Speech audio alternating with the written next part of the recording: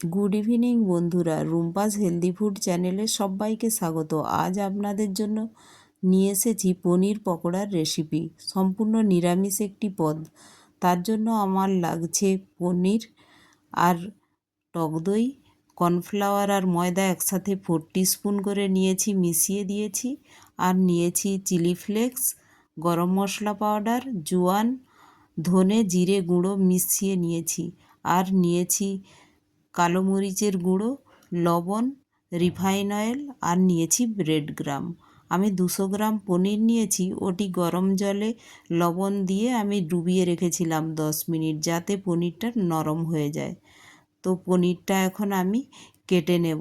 এটা চাকুর সাহায্যে আমি কেটে নিচ্ছি ছোট ছোট টুকরো করে। আপনারা এইভাবে তির্যক করেও লম্বা লম্বা ফ্রাই করতে পারেন। এটা পনিরটা ভাজা হয়ে গেলে ভেতরে পনিরটা খুব সফট হয়ে যায়।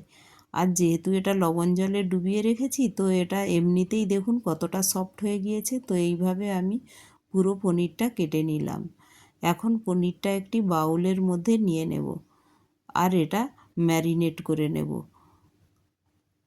দেখুন এইভাবে বাউলে নিয়ে নিলাম। এখন এর মধ্যে যে ম্যারিনেট করার জন্য মশলাগুলো নিয়েছিলাম, ওগুলো সব এর মধ্যে এক এক করে দিয়ে দেব। আর এর মধ্যে দিয়ে দেব টক দই। টক দইটা আমি দেখুন একটু ফেটে নিচ্ছি। এটা তো হাত দিয়ে মাখতে হবে ভালো করে, তো বেশি ফাটছি না, একটু এমনি স্পুনে করে গুলিয়ে এর মধ্যে টক দইটা দিয়ে দিচ্ছি। আর টক দই দিয়েই মাখাটা হবে। আর দিয়ে দিলাম কর্নফ্লাওয়ার আর ময়দা, যে হাফ হাফ করে মিক্স করে রেখেছিলাম 4 টিস্পুন করে, ওটা দিয়ে দিলাম। আর দিয়ে দিলাম ব্রেড গ্রাম, দিয়ে এটা ভালোভাবে মেখে নেব। আমি এখনও লবণ দিই না, লবণ পুরোটা ম্যারিনেট করে মাখার পর তারপর লবণ দেব, কারণ লবণ দেওয়ার পরে একটু এটা নরম হয়ে যায়। তো এখন এইভাবে মেখে নিলাম। দেখুন যেটা এর গায়ে ভালোভাবে এরকম লেগে যাচ্ছে, একটু শক্ত মাখতে হয়। তো এখন স্বাদ মতো লবণ দিয়ে এটা মেখে নিচ্ছি। মেখে আমি 10 মিনিট রেখে দেব, তো এটা আরেকটু নরম হয়ে যাবে। আর প্রত্যেকটার গায়ে ভালোভাবে লাগিয়ে দেখুন 10 মিনিট রেখে দিয়েছিলাম। এখন 10 মিনিট পরে চলে এসেছি, আগের থেকে দেখুন একটু নরম হয়ে গিয়েছে। তো এইভাবে একটার সঙ্গে আরেকটা মশলাটা লেগে থাকবে। তো এইভাবে মশলা সমেত এটা ফ্রাই করতে হবে। তো এটা খুব টেস্টি হয় খেতে এইভাবে, আর ক্র্যাঞ্চিও হয়। তো এখন ওভেনে আমি কড়াই বসিয়ে দিলাম। কড়াইয়ের মধ্যে তেল দিয়ে দিলাম। তেল গরম হলে এক এক করে পুরো পনিরটা আমি এক এক করে দিয়ে দিলাম। দেখুন পনিরের গায়ে এই মশলাটা লেগে গিয়েছে। তো সুন্দর করে আপনারাও হাতে করে একটু একটু লাগিয়ে দিয়ে দেবেন ছোট ছোট করে। তো এইভাবে আমি সব পনিরগুলো কড়াইয়ের মধ্যে দিয়ে দিলাম।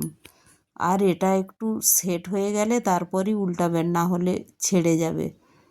তো এইভাবে সবগুলো আমি উল্টিয়ে দিচ্ছি। দেখুন এক পাশটা লাল লাল করে ভাজা হয়ে গিয়েছে। যেহেতু ব্রেড গ্রাম, ময়দা আর কর্নফ্লাওয়ার দেওয়া আছে, তো এগুলো খুব ক্র্যাঞ্চি হয়ে যায়। আর তেলও বেশি টানে না এটা পনির পকোড়াতে। তো এটা ভালোই, কখনো কখনো উইকে একদিন বাচ্চাদের এরকম হেলদি খাবার দেওয়াই যায়। তো এইভাবে দেখুন আমার সব পকোড়াগুলো ভাজা হয়ে গিয়েছে। একটু ম্যাগি তার সাথে পনির পকোড়া, বিকেলের নাস্তায় এরকম খাওয়ার কত না ভালো লাগে। দেখুন কতটা সফট হয়ে গিয়েছে। তো এভাবে অবশ্যই একবার বানাবেন। আর আমার রেসিপিতে একটি লাইক, শেয়ার ও